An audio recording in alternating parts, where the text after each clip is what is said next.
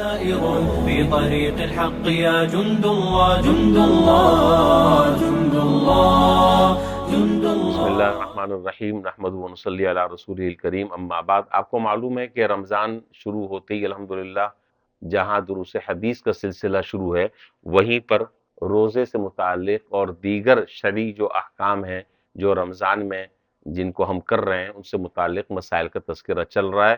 آج بھی اس مجلس میں 2-3 روزے سے متعلق مسائل آپ کے سامنے بیان کرنے ہیں. سب سے پہلا مسئلہ جو عام طور پر لوگوں کو پیش آتا ہے، کیا روزے کی حالت میں ناک میں دوائی ڈالی جا سکتی ہے؟ روزے کی حالت میں ناک میں دوائی کیا ڈالی جا سکتی ہے؟ کیا اس سے روزے پر کوئی اثر پڑے گا یا نہیں پڑے گا؟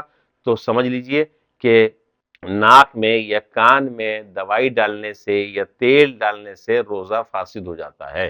ناک میں یا کان میں دوائی ڈالنے سے یا تیل ڈالنے سے روزہ جو ہے وہ ٹوٹ جاتا ہے، فاسد ہو جاتا ہے. اس کی قضا ایسے آدمی کے اوپر لازم ہے، البتہ اس کا کوئی کفارہ نہیں ہے. ہاں البتہ اگر غسل کرتے وقت اگر پانی خود سے کان میں چلا جائے تو اس میں کوئی حرج نہیں ہے، اس سے روزے کے اوپر کوئی فرق نہیں پڑتا. ایک مسئلہ تو یہ ہے.